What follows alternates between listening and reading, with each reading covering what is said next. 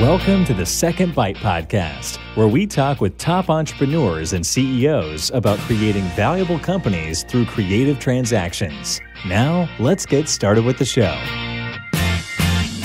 Hey, and welcome back to another episode of the Second Bite Podcast. My name is Todd Taskey, and I'm your host. On the Second Bite Podcast, we have a wonderful opportunity to talk to entrepreneurs and CEOs about how to build, create, and then sell a valuable business. And I think what I've learned is that people really love this podcast because we get to talk with relatively unknown CEOs, built seven and eight figure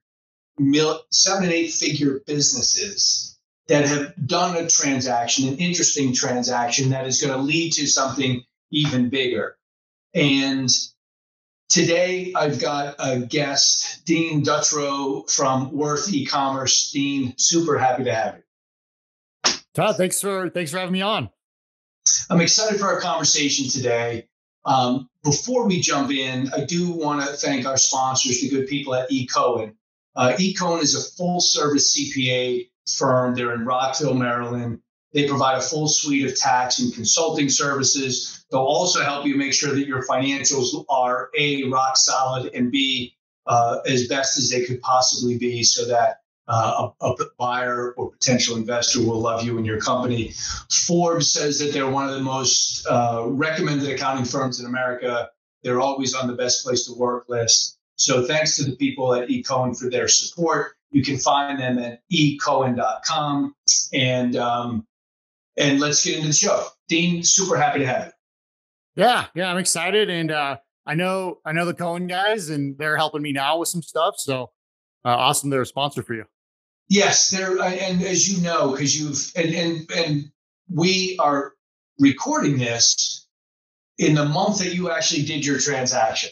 Yeah, and with all the stuff going on, I'm so happy that you could spend the time, because I think there's something to learn about a business your size, just finishing a transaction that's fresh, all the things that you have learned during that process. But so you had a successful transaction where Worth eCommerce, your company, was acquired by SmartBug. Yeah. Tell me about Worth, what Worth eCommerce does and who you do it for. Yeah, so Worth eCommerce, we're at our core an email and SMS marketing agency for e-commerce companies. And we happen to specialize in a platform and software called Klaviyo, and PostScript and Justuno are sort of our core technology partners. And, you know, the story of how Worth got started goes back many, many years. Actually, my co-founder, Ryan O'Connor, him and I were college roommates. And we got into business together, I think around 2015 initially. And our first agency, our first business was a UX design agency. And back then our goal, you know, was to be digital nomads, travel the world, make money, live on beaches, and, you know, drink beer and have fun. And we did that for about a year in Thailand and Europe and Australia and Bali and all these places. And it was a pretty great experience, but ultimately it crashed and burned. And at 26, you know, I ended up back in my grandparents' house, you know, living at home, thinking I was going to be this successful entrepreneur, and I ended up in debt, and I had this great time, but it was rough financially, and it was kind of a big hit, and got into like this, you know, post entrepreneurial blues, and Ryan and I decided to split paths. And do our own thing for a couple of years. And I started a company called Instant Email Copy, which was the idea behind it was I wanted to take a look at like why I failed as a business owner and as an agency, and figure out like how I could actually succeed and grow. And one of the main lessons that I learned from a mentor who actually introduced us, Jason Swank, from an agency mastermind I joined, was you need to know your mission and your values. And when I started the other agency, we didn't really have, right? And the mission was very selfish. So when I started Instant Email Copy, the idea was, how could I help, you know, small and medium-sized businesses? And that's a big category, by the way. I've learned, like, I think in legal, like 500 employees is like large. So anything under that is small and medium. And I happened to come across email because we had a client over in Australia called Paula Mattresses, who they're like the Casper of Australia. And we happened to do some UX design, some website design work for them. They asked us to do email. I'd never done it before. And I was like, yeah, I'll do some email for you. And we learned about Klaviyo. And I took a week to learn as much as I could, deliver a product. And I charged like $900, in which I thought was amazing at the time, considering I was living at home. And, the first emails we sent started making them 10,000 a month, 15,000 a month, 20,000 a month, just kept growing. And I was like, wow, this is a really easy thing to build. It's hard. It's easy to build, but it's hard to do right. I think a lot of people mess it up, but I just kind of became addicted to like sending an email and seeing money flowing for these businesses. And what was cool is I started working with these e-commerce companies, and I was based in Portland at the time. And like this one guy who I always remember, he was a nurse and a triathlete, and he sold dog pet products, like pet products and stuff. And he was doing like 20 grand a month online, which, is very small and kind of a hobby, right? For a lot of people. But as we started implementing email, we start to see that not only did his revenue increase, but his profit increased. And so he got to reinvest that profit into his business, into driving more traffic, driving more inventory. And he went from like himself to 3 employees, to 10 employees, to 30 employees, to being purchased, right? Over the course of the 7 years we worked together. And seeing that growth was amazing. And I saw that many times over the years. And, one of the things I heard you talk about a lot when we were presenting to prospective acquirers is that because a lot of folks, you were acquired by SmartBug, which does digital marketing. They're an inbound agency. We've worked with a lot of SEO and pay-per-click shops and the rest. One of the things you talk about is that if you have an email address, you own the client, you own the relationship. There's not a Google or a Facebook or somebody else in the middle of that. Is that why you see clients' profits jump in the way that they do? So that's part of it, right? So email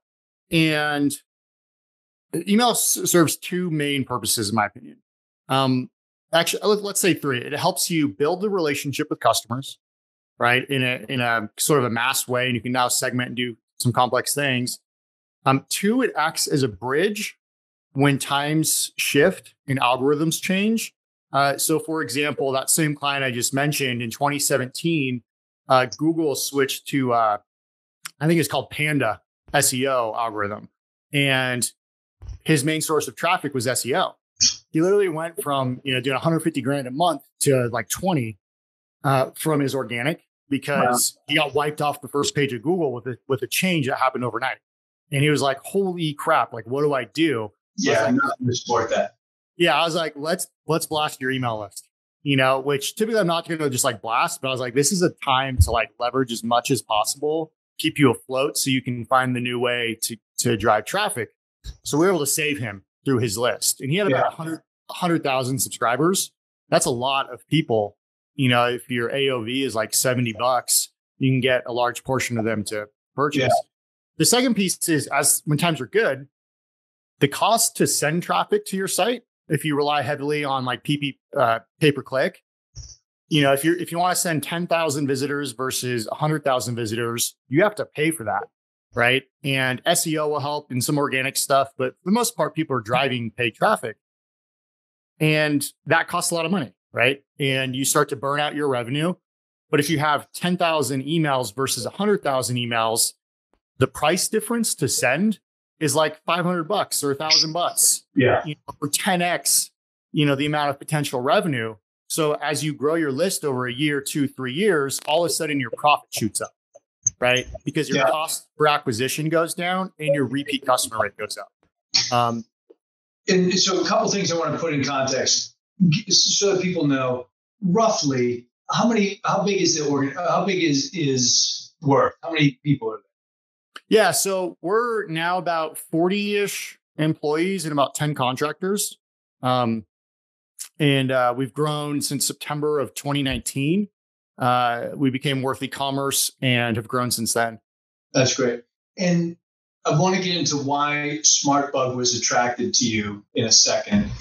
But first, your partners like Justino and particularly Clavio, those guys are helpful in building an agency early on in terms of attaching yourself to one technology that you know is reliable, that can give you a valuable service that you can take to your clients.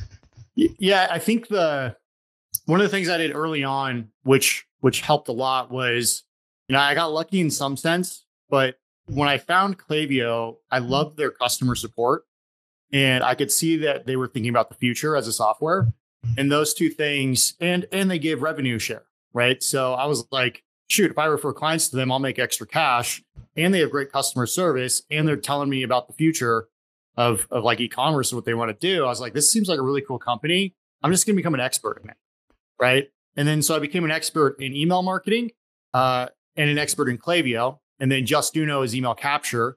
And that sort of like grew my reputation in the industry as an expert in that area. And then Clavio jumped, from 400 clients to now like 60,000. Yeah. So we just kind of rode that wave, which was awesome. And they did a good job supporting you and helping you because they need to create and develop an ecosystem as well. Yeah. And software companies have found when they have partner agencies, their stickiness factor increases, right? So if they have a great partner ecosystem, they support their partners, then the people that adopt their software stay on longer, and they're better at using the platform. Is that relationship, is the Clavio side, was that the main attraction to SmartBug, or they just wanted to have expertise around email marketing, or was there something else that drove that? So I think that SmartBug actually had a similar model to us. In many ways, when they started, as I got to know their founder, is they found HubSpot and became like the number one HubSpot provider for B2B. And they grew with HubSpot, drove a ton of business to HubSpot, and got tons of marketing opportunities, and really became the driver in that and driving traffic, right, to B2B sites. And they're fully remote, which we are fully remote as well. So they've been doing this a long time. I kind of view them as like 8 years ahead of the curve compared to us, right? Right. And they liked our model because, one, we were in e-commerce, whereas they're in B2B.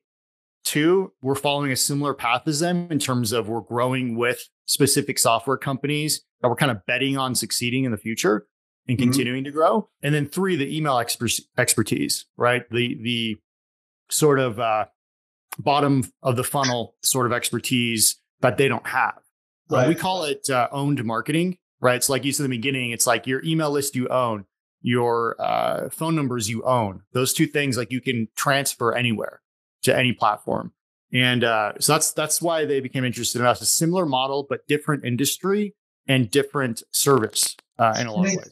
Yeah, I think the unique part of the result here is that you like them as well. I mean, you had options as we went through this process, right?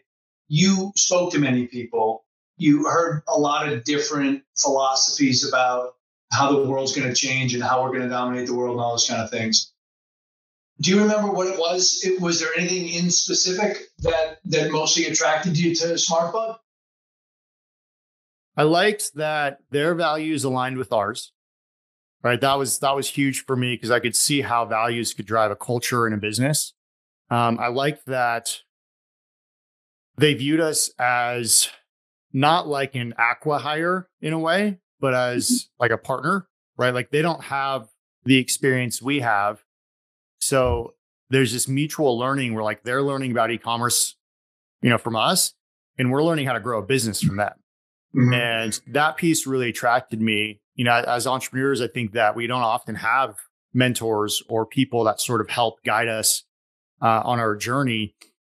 And, my co-founder and I have been doing this for 6 years. He's been doing it for 8. And we're just kind of ready. Like, what's the next level for our careers, for our paths? And felt like we were ready to sort of, swim upstream a little bit. Yeah. And grow in that way. And so, we got introduced to Jason, and as I understand it, and you've told me this, Jason was a big impact for you, helpful impact, correct? Yeah. And Jason's business is what? We should give him a shout out because he might be helpful to others listening. Yeah, he's like he runs like the Top Agency podcast, and he runs a mastermind for agencies. That group was super amazing to be with because you could really just like share knowledge and like, everything from like, oh, is my contract looking good to, oh, like how should I like operate like sales to like partners, right? So we ended up joining this mastermind and making money simply by like knowing that there are other people doing e-commerce, but a different industry, right? Or a different, service. And it's like that ended up being super fruitful. Those guys are the mindful marketing guys, are great partners and Facebook ad gurus, I would say. Not gurus, but just really good at what they do. And so it just became fruitful in that way. Got it. When we started the process, what were your biggest concerns or fears as we got started? What were you worried about most? I think one was like, are we too early? Right? Are we getting into this too early? Am I going to devalue the business? And that was a big one, right? I think two was just like having someone examine your business in a scientific way and really pointing out what's right and then what's wrong. You feel very exposed and naked. Like, we're business owners. We're like, the business is going great, but then you look inside, like, there's some things I need to fix, right? And that was, I had to get over that, right? And just be like, this is it. Like, here's where we are. Here's where we think we can grow. And then there was just things I just didn't know about business in general or accounting in general that became, very apparent as we went through the process. I said one other fear was like, you always kind of hear these like acquisitions and like in the news, I feel like you always hear like the bad stories of like, oh, this company acquired this company because it was failing. They laid everybody off and all that. But I've kind of found like that's not really what happens all the time. It seems to be companies want to hire or acquire companies that are already growing so they don't have to like fix and redo things. Right. Versus like hiring a company because it's failing and doing that sort of way. It seems a little different in a lot of ways. Yeah, I think, Ryan Malone, who's the CEO at SmartBug, I think he said over and over again, we need more people, not less people. Right? Yeah. We need to go faster, not slower. And I also think it was your willingness, to stand naked in front of another group to say, here we are, good, bad, and ugly. That was very helpful in getting a deal done. What do you remember about their interpretation or reaction to you saying, here's the good stuff and the bad stuff? It seemed very stoic. Like they were just analyzing it to see what could they do to actually enhance or add value and quickly, right? They kept saying like, what's the low hanging fruit? And so that was nice, right? To know, like I would tell them, okay, like here's where we are. And they're like, oh, do you know this? And I'd say, no, I don't really know this. They'd be like, okay, they'd note it down. And they'd be like, what's next? But it wasn't like a criticism, it was just like an investigation. Mm-hmm. I think what I remember from that as well is that there's a couple of paths that go down here. And you set this whole transaction going down one because of your willingness to do that. They ask, sometimes buyers will ask a whole bunch of questions. Do you know this? Are you weak here? You're strong here?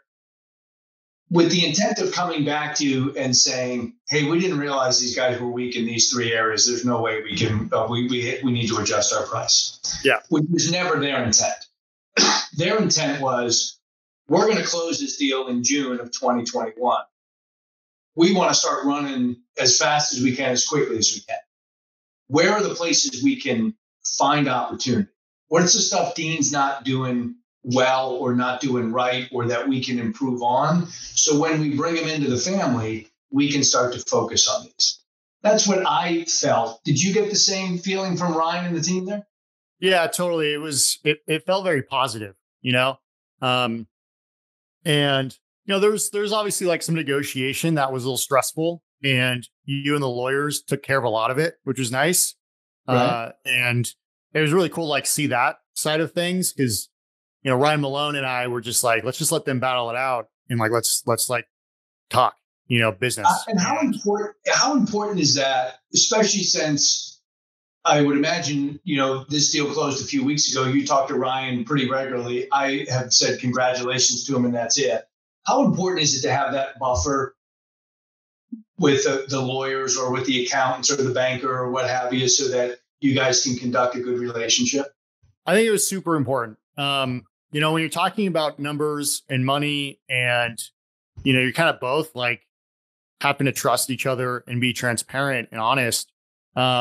Having that tension sort of shifted somewhere else, really helps. But also like you can just be direct with each other. Like I remember there was a time during the transaction where they wanted one thing. I didn't want to give that thing because someone advised me not to, but they really wanted to know. And it was like this really tense feeling. They laid out like their thoughts. I laid out my thoughts, and everyone like came to an understanding and like a mutual way of doing it. That was like, because we had built up that trust when that actually got to that point. And this was like days before the deal was supposed to close, where it was like that heated. Like it just felt like as soon as like Ryan said that and I said what I said, it was like, oh, this all makes sense, Sure. And like there was an understanding. Whereas anyways, that was sort of like a big. Yeah, I think I'm going to loop back around and kill a couple birds with the same stone. Yeah. Because you had mentioned one of your early concerns was valuation. Yeah. And so in this transaction, I feel like we got a fair valuation, maybe a little bit towards the higher end of the range on valuation wise. And maybe we'll talk about why that was. But in your structure, you're taking half of the money in cash at close, and the other half of it's in equity in the combined company, in SmartBug, right? Yeah. Because the company's going to become SmartBug eventually. Who knows? Right now they're keeping it worth eCommerce, the SmartBug company, because of our brand value and things like that. So, right. Yeah, that's good. Good point. So that was the structure that you chose, correct? You're roughly 50-50. Yeah. And then you guys split that between you and your partner, also named Ryan. Yeah. I think that also underpins all of the negotiation and all of the relationship, as opposed to you getting all cash at close or mostly cash and then an earn out of cash where you're not as much of a partner. So you'll say anything to get a deal closed. Whereas, we're going to say, did you find that to be true, number one? And number two, I know because you and I spoke about it, your philosophy around, am I capturing all the valuation today, was replaced with, when I think about what SmartBug will be value-wise in the future and how long it would take me to get to that value, if I could take some chips off the table today and then focus on the second bite, which comes down the road, how in your mind does that combination equate to the valuation we got today and you just continuing to run the business yourself? Yeah, this was a discussion that my business partner and I had, many times over the last year, is what kind of deal structure would make sense for both of our goals, right? And for us, one thing was we wanted to make sure we kept work, right? Like we spent a lot of time, energy building up the brand, building up a podcast, building up the reputation, and we just love the brand, right? So that was another piece. The second piece was, are there ways? SmartBug loved the brand too. Yeah. And the other thing is, are there ways where we could hit our financial goal, like our personal financial goals, faster? And we could have done it ourselves, but maybe it would have taken 5 years instead of 2 or 3. 5 years doing it ourselves, but then working with SmartBug, gaining their leverage and traction, using their expertise to grow, to get to where we want to be, personally, much sooner rather than later. The other piece was, growth. Like Ryan O'Connor and I are both growth-oriented individuals, not just financially, but like career-wise. And like, we're like, okay, how could we get to the next phase in our career where, we become like those guys, those kind of people. And you talked about this in the beginning when we first met. It's like when you have an acquisition, you become one of those kind of guys by proxy in some ways, but we just wanted to grow our skills. right? Like I know that there's areas I'm weak in, and already in these last few weeks, that's been made clear, and we're now working on it, which is awesome. So it was, how do we get to where we want to go faster? And then how can we grow, our careers within the space? So talk about this for a second, because oftentimes when we go through a process like this, we go through a transaction, you get to a closed deal. Oftentimes my client says, I just didn't realize there's a whole nother level of complexity, of financial reporting, of intellect, of thinking, of how much of that, or just comment on that. How much of that do you think is really true? What did you see? What were you surprised by? Yeah, I mean, you really start to at least for me, I realized how much I didn't know about scaling business and accounting rules, cash accounting versus accrual accounting, and creating financial models to know, like, are your numbers going to make sense in a year? Accounting for every little, accountants, man, they know every little detail, and it's really frustrating as a big picture person, but also like super grounding in some ways. And then, I remember we got the schedules, and they want to be protected, right? So they were looking at every single contract we ever signed or didn't sign, or email we sent from like 4 years ago to today. And we just kept having to update, like, any sort of interaction with clients that was negative and what their risk was. But yeah, it was just questions like utilization rate. I'm like, I don't know the utilization rate. Like, we just do work and we roll, and I look at the profit. What's your budget? It's like, I kind of have a budget in mind, but we're growing. We're trying to figure this stuff out. So just like things like that like having a solid accountant is extremely important. We used an outsourced CFO that was super helpful to help understand the numbers. And it was a lot. And you realize, like, these private equity guys, like, they've been around the block. They know how to analyze a business. And they know, like, if you tell them something, they'll look at it, investigate it, make sure that's correct or not. Right. And then they'll be like, hey, this doesn't add up. This doesn't make sense. And part of that, go ahead. I was going to say, an American Discovery Capital is a private equity group, a very good private equity group that supports SmartBug. And they did a lot of the analysis. Oh, yeah. And I found them to be, and I prefer your comment, I found them to be very meticulous. Very meticulous. But also very welcoming in terms of just tell us what it is, right? Yeah. In a sense, there was an understanding that a company that's less than 10 million of revenue, they just do things in a certain way. Yeah. And because that's the area that they perform and work in most, they didn't feel like they judged that much, actually, right? Yeah. And that was a key. Like, I actually found them, even though they were meticulous, there were times I was like super frustrated and annoyed. I was like, this is actually kind of helpful. So I can either just be annoyed, or I can actually look at this as like advice and like figure out how they think. And then I realized, like, they actually have to report to their investors and to their bank, right? So it's not just because they're asked, it's because they have to get underwritten to actually perform a transaction. Just like if you go buy a house, they're going to ask you all these questions, right? So that piece, like, once I heard that, I was like, oh, now I get it. Now I know why they want to see the projections and see how we get to a certain number. That was really interesting. But yeah, those guys were great. That was another fear. It was like, hey, American Discovery is who you're talking about was great as a private group. Yeah. That was a fear too. It's like, I know we're early to the market from a company revenue size.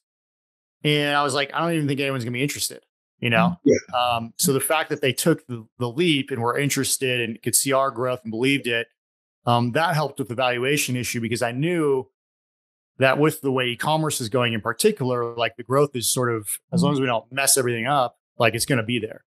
Right. And so then let me comment on one thing, and then I want to ask two more questions. So I think the reason we had the success we did is because you do e-commerce, you do email marketing for e-commerce customers, right? Yep. We can put it in this nice little package. We can put a bow on the top, and we can show this to folks. Yep. And it's a perfect piece to fit in to a broader package offering to customers, and you were welcoming and willing to do that. So even though your EBITDA was a little bit below, we still found interested parties, and we still got a good transaction with hopefully a very significant second bite because of that because I probably what Jason taught you, Jason Swank, we know who we are, we know what we do, we know who we do it for, right? Yeah. Let me touch on two things because I really do through this podcast hope that people learn more little nuggets here and there. Two things I want to talk about just real quick. You talked about when the schedules came, and now that you're a veteran, you can use that phrase, on your schedules. Yeah. People what schedules are and just how much fun and excitement they provide to the overall process. Man, it's like a full-time job, right? So if these are disclosure schedules, which come in the documents, which in your documents were what, like 80 something pages? Yeah. They're very long. And then like they come from lawyers, and for whatever reason, lawyers don't use like the newest, easiest technology. So it's like, you have to use like Microsoft Word instead of like Google Docs, which everyone that I know uses. And it's kind of like, Jesus, guys, like just get up to speed with your systems. No, but our lawyers are great. David and his crew is awesome. But there's some little tidbits here and there that would be easier for them. And is there something so two things. Number one, tell me like what disclosure schedules are, what you had to do, what information you had to give. And if somebody was starting this process now, is there a different way you would have handled it to make it a lot easier? Yeah. So keep track of every single contract you've ever had, right? Because they're going to look at every contract. Make that really easy to find, put it in a nice folder, and just put it there. All your taxes. If you do that along the way, it'll be a ton easier. Yeah, right? Just send them a Google Drive, or a Dropbox link or whatever. It's all there. I would say, like, as soon as you get the schedules, start working on it. I didn't realize how important the schedules were until like 2 weeks before closing. I was like, holy crap. Like, why did no one like push me harder to do this? Yes. And I realized like they've already gone through it. So they didn't realize I didn't know what schedules were. And so like, Dean, why haven't you started? I was like, oh, this is a lot of work. All your taxes. So they want to know all your tax information, from previous years. They want to know every state you're registered in. So if you have employees in states, are you registered correctly? We found some mistakes in the way we set up in different states. And so we had to fix that last minute. What else? Any like HR complaint you've ever had, right? File that away. Any performance improvement plan you've ever had with an employee, file that away. Any unemployment request, file that away. Like just set up a Google Drive of legal documents, and each state you're in, every notice you ever get, like keep all that stuff, which seems obvious. And go ahead. In retrospect, I wish I would have used like a digital mail service, like for my entire business career, because which I just discovered through Jeremy, actually, where they send all your mail gets sent to them. They scan it for you, they file it for you, and then you have a digital copy of it forever. Wow. I wish I would have had that for sure. It's and so here's the other thing. It is a big piece of work. Everybody does it, right, to get a deal closed. There's firm, like for example, I'll plug eCohen. eCohen has a service that'll help you with that. Other people have a service that can help with that. But as you know, Dean, some of the stuff you can't outsource. Some of the stuff you got to go find it, dig it up yourself, all that kind of stuff. So, so let me do this. Just I'm keeping our eye on the clock for us as well. Somebody that is considering this process, and when I say this process, I mean going through a process with us or with somebody else where they can get some, or maybe it's too early for them, quote unquote, but they get chips off the table and they get ownership in the bigger company. As they're thinking about that, now that you're through the looking glass, what insights or advice would you share? Yeah, I would say start getting organized now, for the schedules, because those will come. I would say use a broker, right? Like before you and I had met, I had kind of connected with some agencies here and there, and they have acquisitions teams and they kind of tell you what they do. and it's never as good as what like we were able to accomplish, right? And I don't think I would have had the wherewithal to even know how to judge it if it was a fair deal or not. In fact, there's a lot of things that I didn't know if it was going to be fair or not. And you and David really helped with that. Like, pushing back and saying this legal thing doesn't make sense, or like, if this happens, our guys get screwed, if this happens, it's more fair, like that kind of stuff. So having your broker like you, Todd, was awesome. Plus, you found a great fit. Like, yeah, really was. And I think if we had, if we had Ryan and SmartBug on, obviously they concluded the transaction. So they would probably say the same thing. And what I do find is that the right strategic fit is the part that will help you get over all those bumps in the road as you try to move through and get a transaction completed. So this has been super helpful. Of course, we could go on for a lot longer. We just don't have the time for it, Ryan or Dean, but I appreciate you spending time. Let me end with this, as I always do on our podcast. So you've been successful. You've had a lot of success, even in your vagabond days, right? Which I think you'll look back on more fondly as you have more of these successes. But for a guy that's had as much success as you've had early in your life, is there something that you could share that you think you've learned a lot from, that you benefited a lot from, either a mentor, somebody that you followed, or a book that you read? Is there one or two folks that we should either recognize and thank, or advice that you might share as we close out? Yeah. Advice is like the success. Like, I've been at this for 6 years and this just happened. So it's not like overnight, right? Like, this has happened. And it's interesting to look back because like what I pay people now is more than I made for like 5 years, on my own. That's a good feeling, right? Yeah, it's a good feeling. But from a mentorship perspective, there's a good book that I really liked, is Built to Sell. From John Warlow. Yep. I read that a long time ago. Really enjoyed that. And kind of, took some pieces here and there. Rich Dad, Poor Dad was probably one of the first books I ever read that impacted me, because I dabble in some real estate now and think about business in a different way. Like current people, like Jason Swank and his group was really great. And Tony Robbins was, when I was 18, I read his book, Awaken the Giant, and then got to see him speak. Like, I know it's cliche, but like, he makes an impact. There's no doubt. He makes an impact. You know? So those are some of the things I think. That's right. And if anybody who's listened to this, if you will Google Built to Sell, John Warlow has a great podcast. Yeah. Very informative, very insightful, very detail oriented. I've recommended his book and bought it for plenty of folks. So John does a great job.